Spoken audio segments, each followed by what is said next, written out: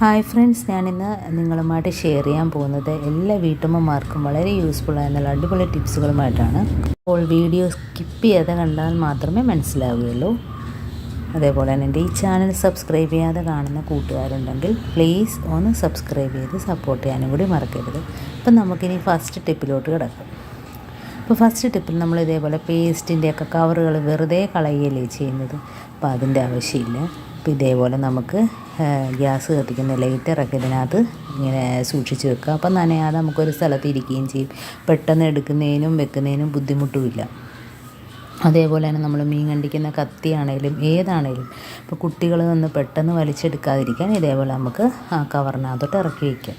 ഇപ്പോൾ ഒരു സ്ഥലത്ത് ഒതുങ്ങിയിരിക്കുകയും ചെയ്യും. നമുക്ക് പെട്ടെന്ന് തന്നെ അത് എടുക്കുകയും അതേപോലെ തന്നെ വെച്ച് കൊടുക്കുകയും ചെയ്യാം.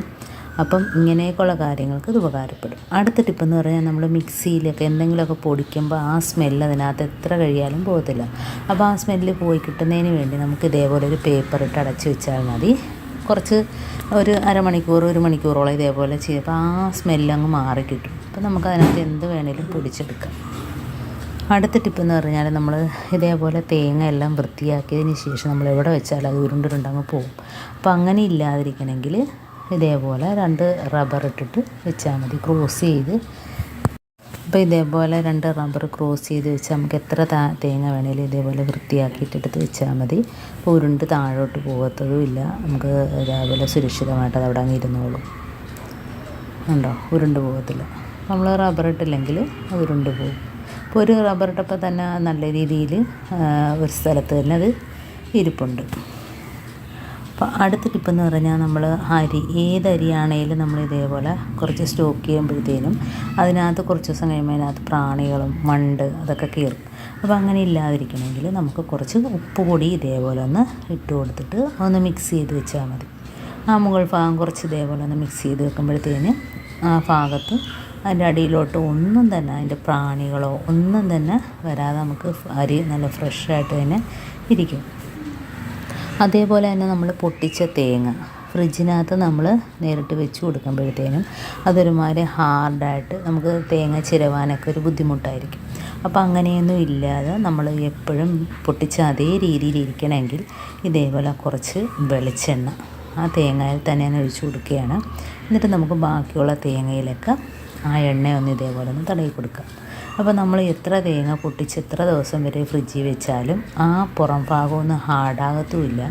അതേപോലെ തന്നെ നമ്മളെപ്പോൾ പൊട്ടിച്ച അതേ ഫീലിൽ തന്നെ ആ തേങ്ങ ഇരിക്കുകയും ചെയ്യും.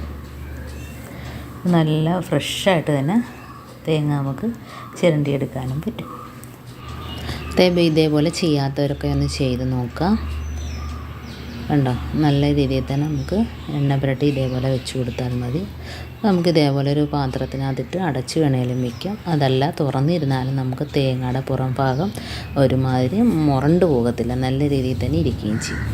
അടുത്ത ടിപ്പെന്ന് പറഞ്ഞാൽ നമ്മൾ ഇതേപോലെ അരിയൊക്കെ സൂക്ഷിക്കുമ്പോഴത്തേനും അതിനകത്ത് വണ്ടും പ്രാണികളൊക്കെ കയറാതിരിക്കാൻ ഇതേപോലെ ഗ്രാമ്പു ഇട്ട് കൊടുത്താൽ മതി. 5-6 ഇതേപോലെ ഇട്ട് കൊടുക്കുമ്പോൾ ആ സ്മെല്ല് നിന്നിട്ട് അങ്ങനെയുള്ളൊരു പ്രശ്നമേ ഉണ്ടാകത്തില്ല.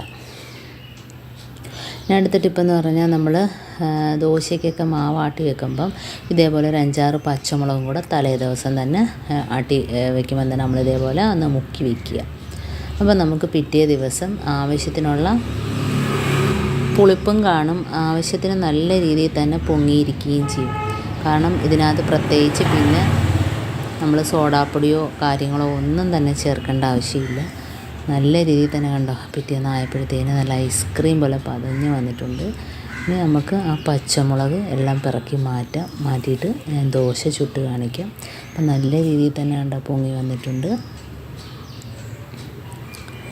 അപ്പം ഇതേപോലെ ചെയ്യാത്തവരൊക്കെ ഒന്ന് ചെയ്ത് നോക്കുക. അപ്പം 2 പച്ചമുളക് ഇട്ടാൽ പോരെ, ഒരു മാവിനനുസരിച്ചുള്ള പച്ചമുളകിൻ്റെ അളവ് കൂട്ടാം. ഇതിപ്പോൾ ഞാൻ കുറച്ച് തോനെ മാവുള്ളത് കൊണ്ട് 5-6 പച്ചമുളക് ഇട്ടത്. ഇനി നമുക്ക് പച്ചമുളക് പിറക്കി മാറ്റിയതിന് ശേഷം ദോശമാവ് ഒന്ന് ഉപ്പ് ചേർത്തതിന് ശേഷം ഒന്ന് ചുട്ടെടുക്കാം. പ്രത്യേകിച്ച് ഇതിനകത്ത് സോഡാപ്പൊടി ഒന്നും ചേർത്തിട്ടില്ല. അപ്പോൾ കണ്ടാൽ നല്ല സോഫ്റ്റായിട്ട് തന്നെ കിട്ടും. കണ്ടോ, ആ സോഫ്റ്റ് കണ്ടോ, നല്ല സോഫ്റ്റായിട്ടിരിക്കുന്നത്. അതുകൊണ്ട് ആ ദോശ തന്നെ പൊടിഞ്ഞു പോകുന്നുണ്ടോ, ആ രീതിയിൽ നല്ല സോഫ്റ്റുമാണ്, നല്ല ടേസ്റ്റുമാണ് ഇങ്ങനെ ചെയ്താൽ ദോശ. അപ്പോൾ ഇങ്ങനെ ചെയ്യാത്തവരൊക്കെ ഒന്ന് ചെയ്ത് നോക്കുക. നല്ല സോഫ്റ്റും ടേസ്റ്റുമാണ്. അപ്പോൾ എൻ്റെ ടിപ്സുകളെല്ലാം നിങ്ങൾക്ക് ഇഷ്ടമാണെന്ന് വിചാരിക്കുന്നു. ടിപ്സിൽ ഏതെങ്കിലും ഒന്ന് യൂസ്ഫുള്ളായിട്ട് തോന്നുകയാണെങ്കിൽ ഒന്ന് ലൈക്ക് ചെയ്യാനും കമൻറ്റ് ചെയ്യാനും സബ്സ്ക്രൈബ് ചെയ്യാനും അതേപോലെ തന്നെ ബെല്ലൈക്കൻ എനേബിൾ ചെയ്യാനും മറക്കരുത്. എന്നാൽ മാത്രമേ ഞാനിടുന്ന ഓരോ വീഡിയോസും നിങ്ങളുടെ മുമ്പിൽ നോട്ടിഫിക്കേഷനായി എത്തുകയുള്ളൂ. അപ്പോൾ ഇനിയും നല്ല നല്ല ടിപ്സുകളുമായിട്ട് വീണ്ടും കാണാം. അതുവരേക്കും താങ്ക്സ് ഫോർ വാച്ചിങ്.